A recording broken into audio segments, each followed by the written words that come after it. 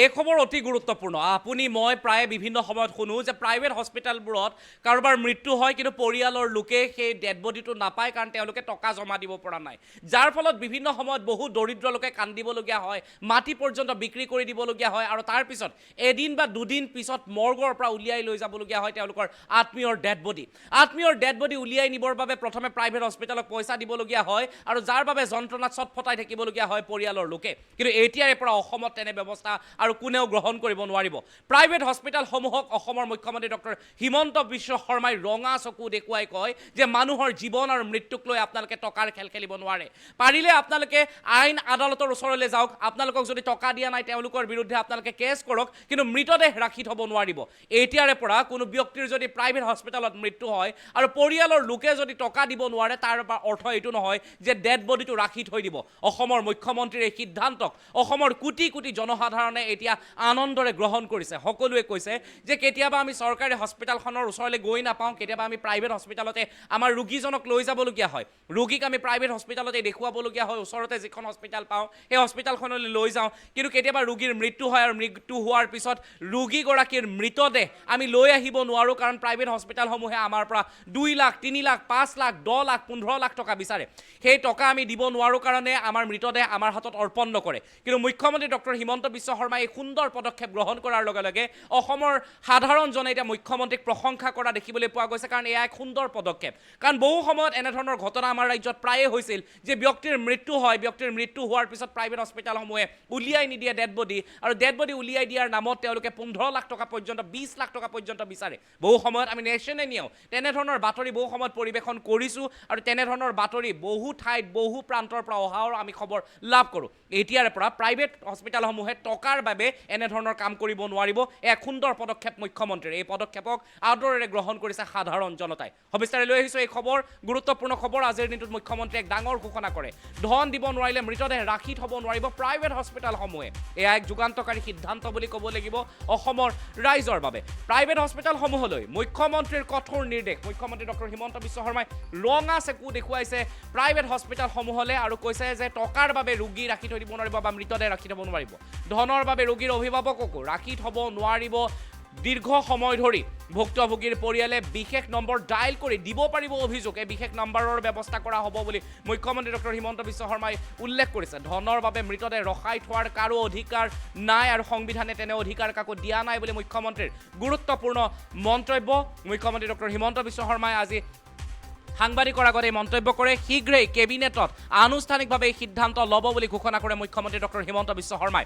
এতিয়ালৈ ৰাজ্যত যেতিয়াৰ পৰা মুখ্যমন্ত্ৰী হিচাপে ডক্টৰ হিমন্ত বিশ্ব শৰ্মা আসনত বহিছে, তেতিয়াৰে পৰা যুগান্তকাৰী সিদ্ধান্তসমূহ লোৱা দেখিবলৈ পোৱা গৈছে, আৰু এয়া এক সুন্দৰ সিদ্ধান্ত। কাৰণ প্ৰাইভেট হস্পিটেলত ভিন্নজনৰ যেতিয়া মৃত্যু হয়, প্ৰায় আমাৰ অসমৰ সাধাৰণজনৰ যেতিয়া মৃত্যু হয়, তেতিয়া ৰোগীৰ পৰিয়ালে বা মৃতদেহ যাৰ আছে তেওঁলোকে লৈ আহিব নোৱাৰে সেই দেহটো, যাৰ বাবে মৰ্গত 2 দিন 3 দিন থ'বলগীয়া হয়। তেওঁলোকে টকা দিব নোৱাৰে, 5 লাখ 10 লাখ টকা আঙুলিত হিচাপ কৰিব পৰা টকা নহয়, কাৰণ সাধাৰণজনৰ বাবে এয়া বহু বছৰৰ সাঁচতীয়া ধন। বহুতে মাটি পৰ্যন্ত বিক্ৰী কৰে, গোহালিৰ গৰু পৰ্যন্ত বিক্ৰী কৰে, তাৰপিছতো মৃতদেহটো উলিয়াই আনিব নোৱাৰে। আৰু এই সমস্যা ভালদৰে উপলব্ধি কৰিলে মুখ্যমন্ত্ৰীগৰাকী, আৰু মুখ্যমন্ত্ৰীয়ে আজি ডাঙৰ ঘোষণা কৰিছে যে কেবিনেটে অতি সুন্দৰভাৱে আনুষ্ঠানিকভাৱে কিছুদিনৰ ভিতৰতে এই সিদ্ধান্ত গ্ৰহণ কৰিব, আৰু তাৰপিছতে ৰাজ্যৰ কোনো এখন প্ৰাইভেট হস্পিটেলে ধন দিব নোৱাৰাৰ বাবে মৃতদেহ ৰাখি থ'ব নোৱাৰিব। আপোনালোকে নল'ব। পিছত প্ৰাইভেট নাৰ্ছিং হোমসকলে তেওঁলোকে মানুহক মৃত্যুৰ পিছত মৃতদেহ টকা দিব নোৱাৰাৰ অভিযোগত মুকলি কৰি নিদিয়ে। দ্বিতীয়তে, তেওঁলোকে বহুত পেচেণ্টক টকাটো দিব নোৱাৰাৰ কাৰণে অতিৰিক্ত দিন নাৰ্ছিং হোমত থাকিবলৈ বাধ্য কৰায়। মই স্বাস্থ্যমন্ত্ৰী ডাঙৰীয়াক কৈছোঁ যে এটা কল চেণ্টাৰ নম্বৰ এটা দিব লাগে, 102 হওক 103 হওক।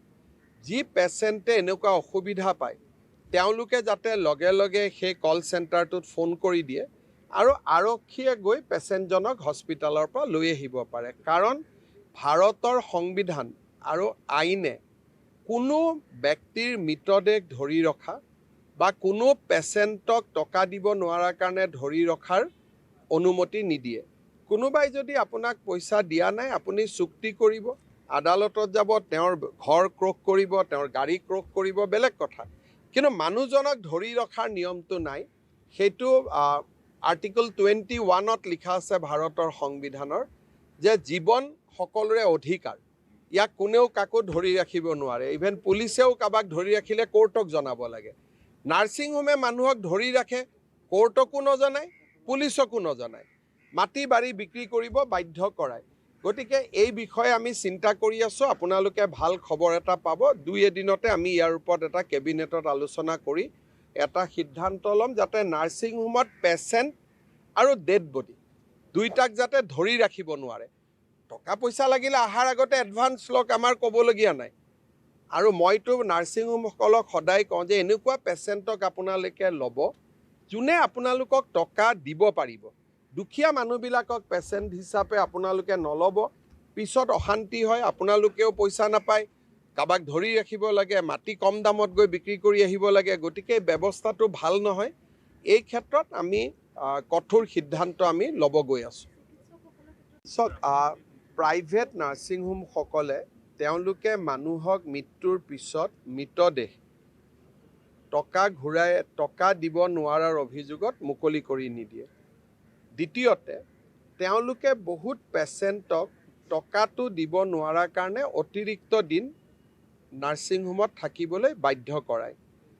মই স্বাস্থ্যমন্ত্ৰী ডাঙৰীয়াক কৈছোঁ যে এটা কল চেণ্টাৰ নম্বৰ এটা দিব লাগে, 102 হওক, 103 হওক। যি পেচেণ্টে এনেকুৱা অসুবিধা পায় তেওঁলোকে যাতে লগে লগে সেই কল চেণ্টাৰটোত ফোন কৰি দিয়ে আৰু আৰক্ষীয়ে গৈ পেচেণ্টজনক হস্পিটেলৰ পৰা লৈ আহিব পাৰে। কাৰণ ভাৰতৰ সংবিধান আৰু আইনে কোনো ব্যক্তিৰ মৃতদেহ ধৰি ৰখা বা কোনো পেচেণ্টক টকা দিব নোৱাৰাৰ কাৰণে ধৰি ৰখাৰ অনুমতি নিদিয়ে।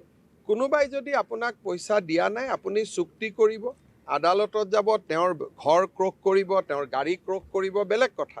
কিন্তু মানুহজনক ধৰি ৰখাৰ নিয়মটো নাই।